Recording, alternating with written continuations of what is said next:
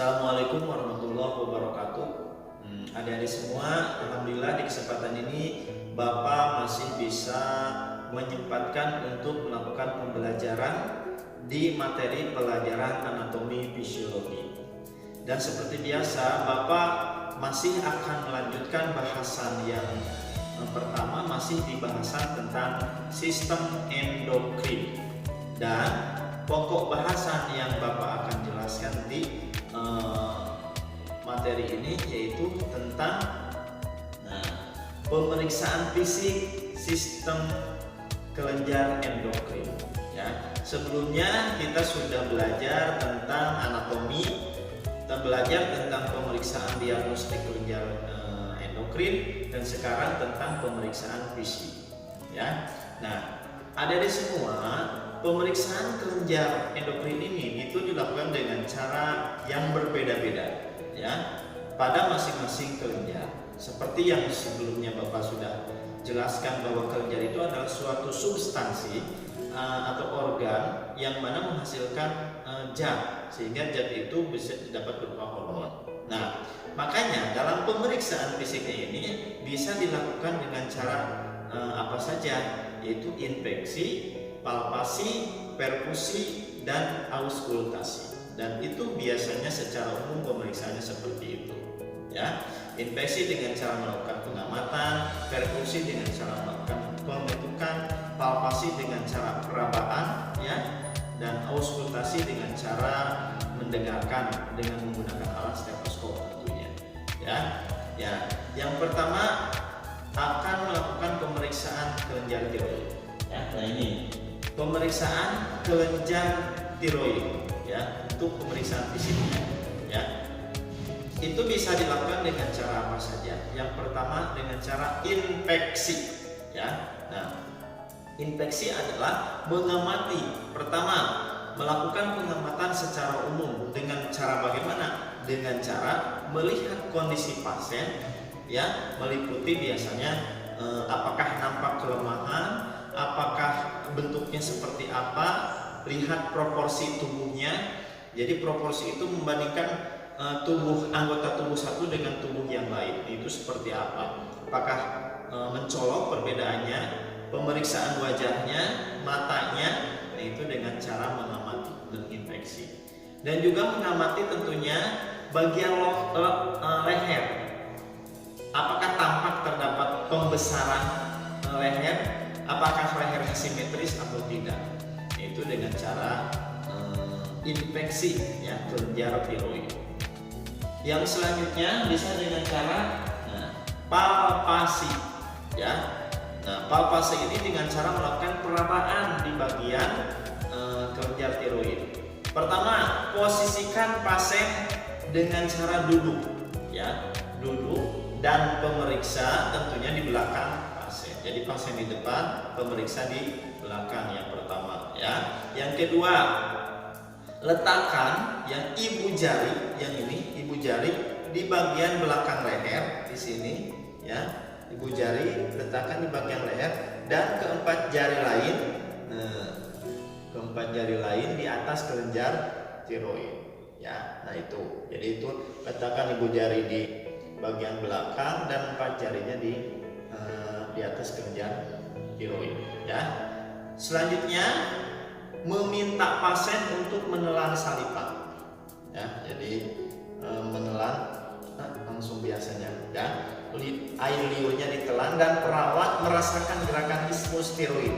Nah, jadi nanti ada gerakan, ya, biasanya ada air liur atau saliva yang tertelan. Nah, tiroid itu akan bergerak di bawah jari-jari saat menelan, yaitu dengan cara palpasi, ya, pemeriksaan fisik kelenjar tiroid.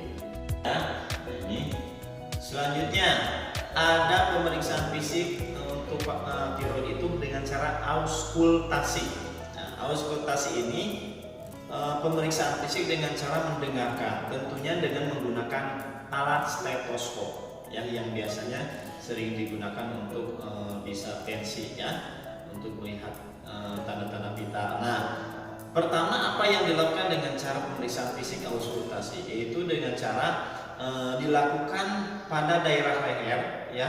Nanti alatnya diletakkan pada daerah mengidentifikasi bunyi bruit. Bunyi bruit itu bunyi yang dihasilkan daripada pembuluh darah yang ada di sekitar tiroid. Nah, ketika ada bunyi ya, maka berarti itu abnormal. Nah, dan dinyatakan normal kalau tidak ada terdengar bunyi itu ya, namanya bunyi bruit. Jadi bunyi akibat dari pembuluh darah yang berada di sekitaran kelenjar tiroid. Nah, ini diauskultasi dengan stetoskop ya. Yang selanjutnya juga dapat dilakukan dengan mendengarkan pembuluh darah ya, pembuluh darah yang ada dan mendengarkan bunyi jantung. Karena apa? Biasanya kalau didengarkan itu menggambarkan keseimbangan cairan ya, keseimbangan cairan, apakah ada perangsangan katekolamin dan perubahan metabolisme tubuh. Karena perubahan metabolisme tubuh itu bisa diketahui dengan cara melakukan auskultasi ya di jantung. Nah, itu dengan cara auskultasi ya. Nah, itu. Selanjutnya ada pemeriksaan fisik kelenjar adrenal. Nah, adik-adik, pemeriksaan fisik kelenjar adrenal ini dilakukan dengan cara apa saja? Infeksi ya pertama. Nah, infeksi ini apa yang dilakukan? Tadi sudah Bapak jelaskan bahwa dilakukan dengan cara pengamatan. Nah, perawat tentunya melakukan pengamatan kenampakan fisik pasien yang meliputi apa saja? Bentuk wajah, peningkatan peningkatan lemak di leher ya dan punggung. Juga ada tanda-tanda shock dan kelemahan. Nah, itu apakah ada shock, biasanya pucat ya, lemah atau tidak, itu bisa nampak kalau kita perhatikan ya. Nah, yang kedua, perawat juga memeriksa suhu tubuh dan tanda-tanda dehidrasi ya. Nah, tanda-tanda dehidrasi biasanya nanti si pasiennya mengalami shock juga ya. Nah, itu dilakukan dengan cara infeksi ya. Selanjutnya dengan cara palpasi. Nah, caranya seperti apa? Yaitu dilakukan dengan cara perabahan. Pertama, posisikan pasien untuk tidur terlentang. Jadi ditidurkan dulu dengan nyaman ya. Setelah ditidurkan, yang kedua perawat memeriksa denyut nadi pasien. Diperiksa denyut nadi pasiennya, ada tidaknya nyeri pada bagian perut ya, dan tentunya turgor kulit. Jadi turgor kulit itu ditekan. Nah, ketika kembali elastisitas kulitnya berarti itu normal. Kalau lama ada bekas tekanan, nah itu berarti ada udinnya ya. Nah, itu dilakukan dengan cara pemeriksaan palpasi ya.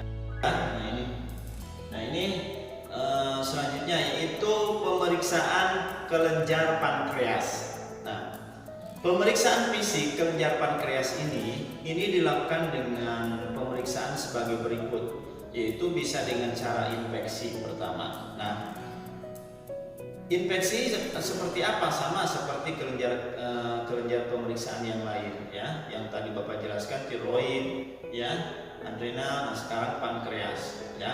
Nah, kelenjar pankreas ini itu dengan cara infeksi. Caranya bagaimana? Posisikan pasien untuk tidur terlentang ya, dengan tangan di samping ya. Jadi tidur tangannya di samping dan sedikit menekuk ya. Jadi pasien tidur terlentang dengan sedikit menekuk tangannya. Letakkan bantal kecil di bawah lutut ya. Di bawah lutut diletakkan untuk menyokong dan melembaskan otot-otot perut. Nah, itu ya yang pertama. Yang kedua, perawat melakukan pengamatan ya, perut mengamat. Jadi perawat melakukan pengamatan perut secara umum ya. Apa aja yang diamati? Meliputi warna kulitnya, turgor kulitnya, permukaan kulitnya seperti apa, apakah adanya retraksi atau penarikan dinding dada bagian bawah dalam keadaan bernapas. Jadi adanya retraksi. Jadi ketika napas kan otomatis ketarik jaringan kulit yang ada di perutnya, ya. Apakah ada penonjolan simetris atau tidak, ya, jaringan perutnya itu, dan adanya striase.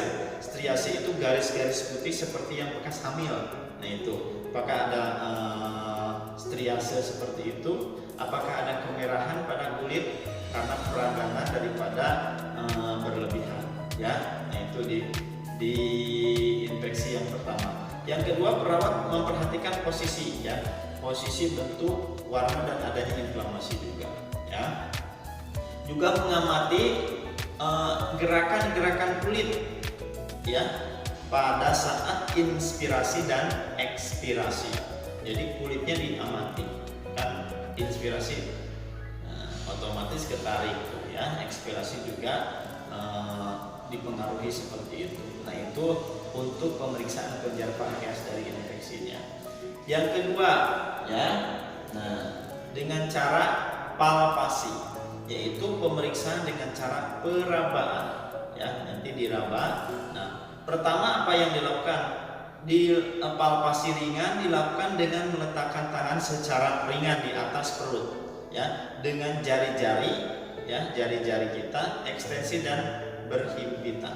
Nah ini, ya, berhimpitan. Tempatkan tangan pasien, ya, kalau misalkan si pasiennya merasa geli, getek, ya, bahasa Sundanya geli, maka bisa dengan menggunakan tangan pasien melakukan palpasinya dan tangan pemeriksa di atas tangan pasien, ya. Nah, jari-jari telapak tangan itu sedikit menekan perut sedalam 21 cm.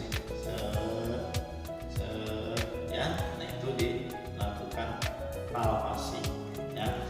Selanjutnya juga lakukan pengamatan wajah pasien selama palpasi untuk mengetahui ketidaknyamanan. Biasanya kalau si pasien dilakukan palpasi penekanan ketika ada suatu kondisi tertentu, misalkan sakit, biasanya tampak tuh di raut muka wajahnya. Jadi harus perhatikan, ya. Itu dengan cara palpasi, ya.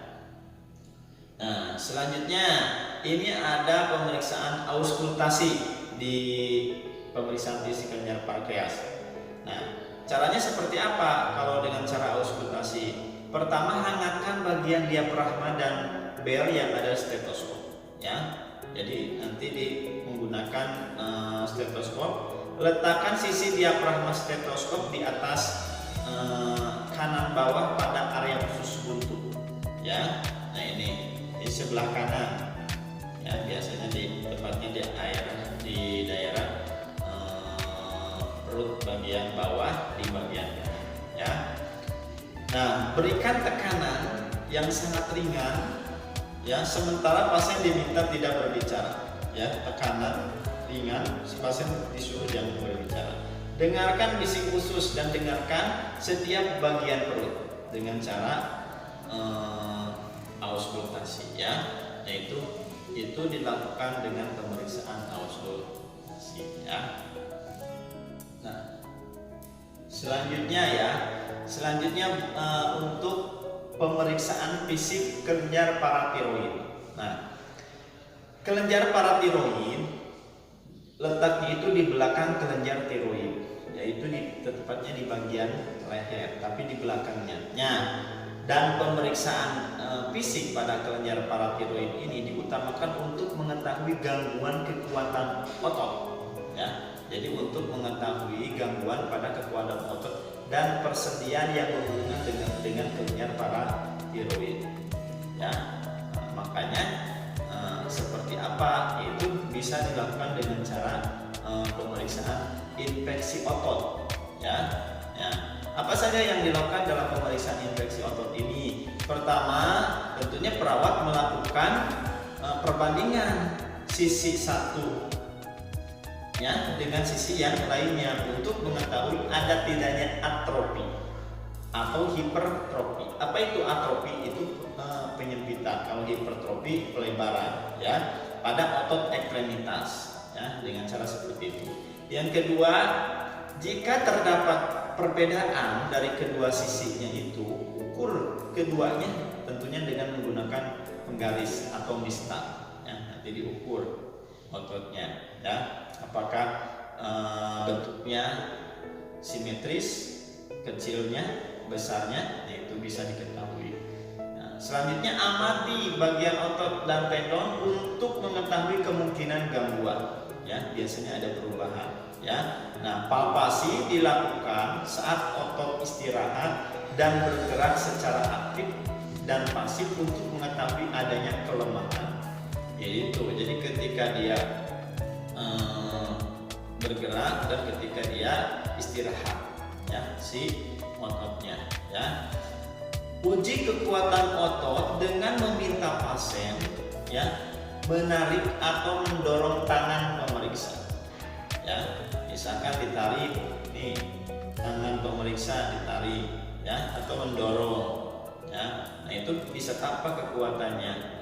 Pemeriksa membandingkan kekuatan ekstremitas kanan dengan ekstremitas kirinya ya, misalkan tangan kanan dengan tangan kiri bandingkan, kaki kanan dengan kaki kiri dibandingkan kekuatan otot dengan cara menekan atau menarik, suruh si pasiennya menahannya ya.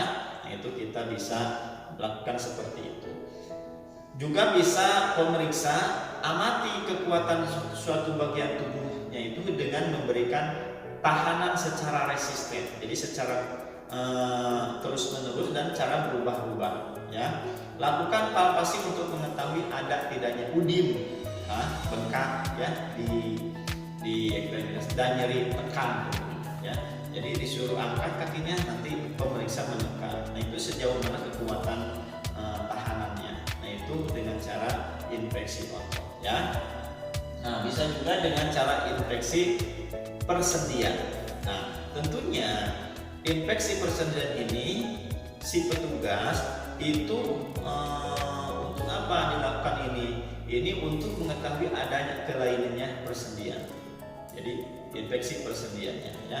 Jadi sendi itu hubungan antar tulang. Jadi sendi ini ya, bahu dengan yang di bawahnya, nah itu ya pokoknya hubungan antar tulang itu sendi. Nah palpasi itu persendiannya. Jadi yang pertama bisa dengan cara infeksi, bisa dengan palpasi ya, diraba untuk mengetahui apa adanya nyeri tekan, gerakan, bahkan bisa juga bengkak ya, misalkan bengkak di lutut, nah itu persendiannya. Itu bisa juga akibat abnormalnya hormon atau kelenjar yang ada di kelenjar paratiroid.